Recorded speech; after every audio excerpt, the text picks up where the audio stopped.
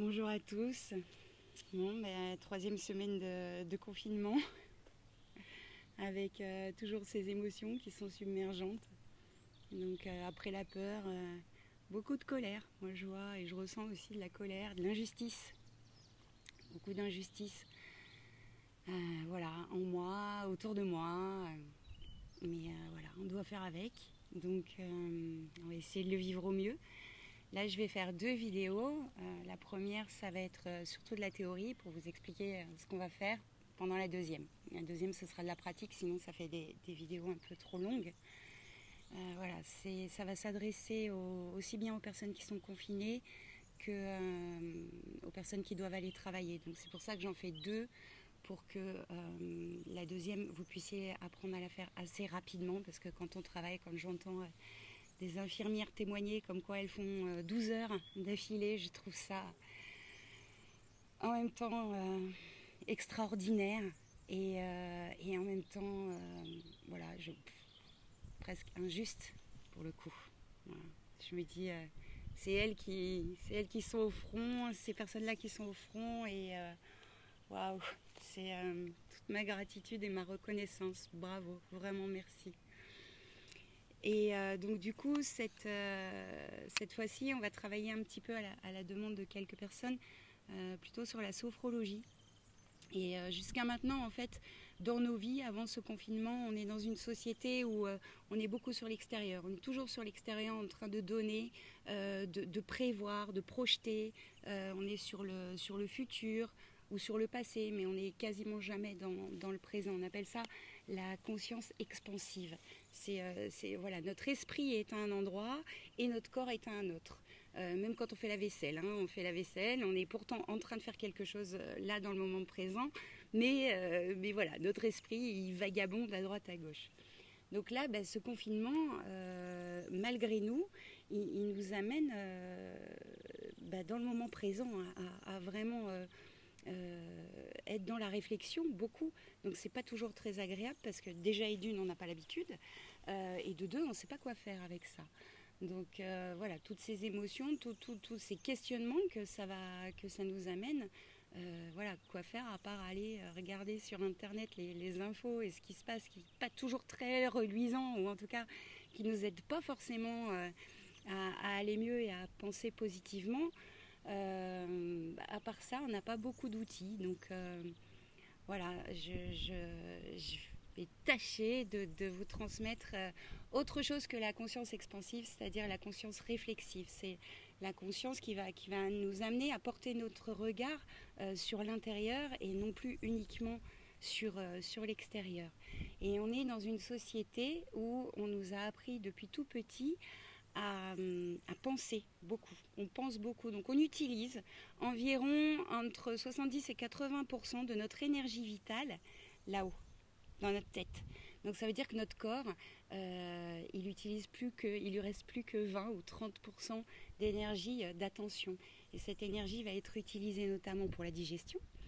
Au moment où on digère, voilà, nos organes ils ont besoin d'attention. En tout cas, ils vont prendre l'énergie vitale qui reste pour faire ce qu'ils ont à faire.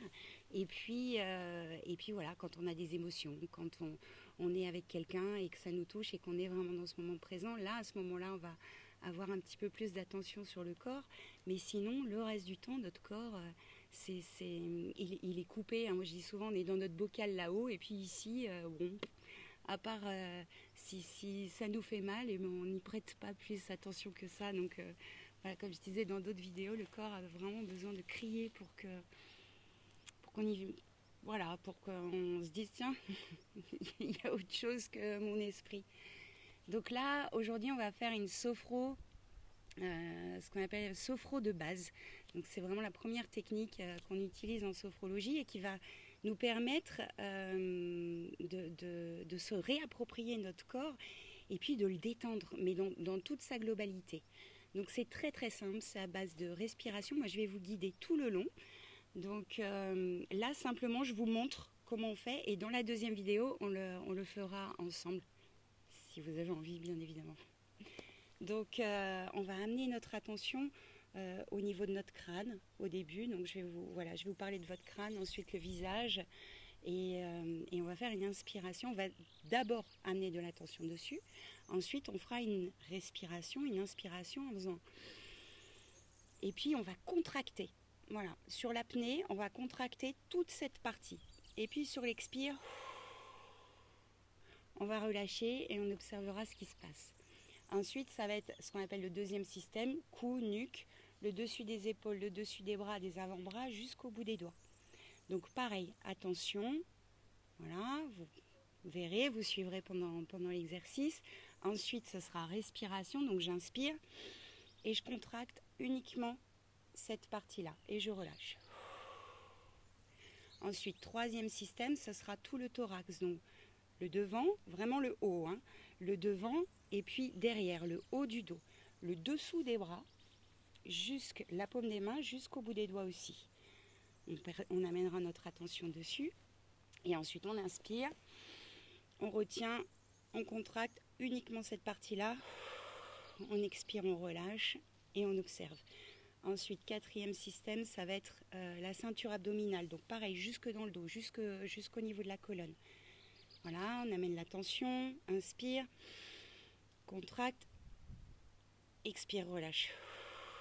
Et ensuite le bassin, donc là vous ne le voyez pas, mais en tout cas voilà, vous savez où est votre bassin, donc du haut des hanches, sacrum, tout le bassin, les cuisses, le dessus, le dessous, les côtés, partout, toutes les cuisses, les genoux, les jambes, les chevilles, le dessus et le dessous des pieds jusqu'au bout des orteils. Voilà, attentif là-dessus, on amène notre conscience dessus, ensuite on inspire, on contracte, on expire, on relâche. Et ensuite, ce sera sur tout le corps. Donc du sommet du crâne jusqu'au bout des orteils. J'inspire, je contracte tout le corps, j'expire, je relâche. Voilà. Et on observe ce qui se passe, on accueille les sensations. Et je vous guiderai tout le long de cet exercice. Et puis vous verrez après ce qu'on fera pour sortir de ça. Donc tout ça, idéalement, ce sera les yeux fermés. Si ce n'est pas confort pour vous d'avoir les yeux fermés, à ce moment-là, simplement, vous les baissez le plus possible pour vraiment rentrer dans votre univers à vous. Hein. Tournez le regard, cette fois-ci, non pas vers l'extérieur, mais vers vous-même. Moi, je dis souvent, on tourne le regard vers notre maison, vers notre temple, le seul lieu que nous sommes les seuls à habiter. Voilà, on est les seuls là-dedans. Donc, autant en prendre soin et voilà, comme dans une maison, on va aller faire le ménage, on va aller nettoyer. Et bien ça va nous permettre justement de nettoyer et puis surtout de vivre au mieux tout ce qu'on a à vivre, puisque toutes ces émotions, colère, injustice, peur, tristesse, oui, ça fait partie de ce qu'on est en train de vivre, mais ce qu'on est en train de vivre, même si on éprouve ces émotions-là, ça ne va rien changer à ce qu'on vit. Donc autant les transformer, autant les transcender, et plus on va amener de l'attention à notre corps, plus ici ça va se libérer et puis ça va être plus calme, on sera plus présent. Et à partir, je le dis, je me répète, mais c'est un entraînement. Donc plus on est présent à notre corps, plus on est dans le moment présent et moins ces émotions nous submergent. Et la colère, oui, elle est utile, mais pas que. La colère, une fois qu'on arrive à la transformer, regardez quand vous êtes en colère après quelqu'un, que vos mots vont dépasser votre pensée, comme on dit souvent, hein, qu'est-ce qui se passe une fois qu'on a dit du mal à quelqu'un qu'on aimait? On regrette, ou en tout cas voilà, on s'est calmé, et puis là on a envie d'être bon, d'être généreux et de faire du bien à la personne. Donc c'est la même chose à l'intérieur, c'est-à-dire que voilà, on va éprouver cette colère-là, ça va tout se figer, et puis une fois qu'on arrive à la transformer parce qu'on a amené plus d'attention dans notre corps, et cette colère, ça va être plus doux, et à l'intérieur, ça pourra être plus libre, il y aura plus d'espace et il y aura plus de liberté pour que notre corps puisse fonctionner correctement et surtout être relié avec notre bocal, un bocal en unité. Voilà. Donc merci et puis rendez-vous pour la deuxième vidéo. Je nous aime.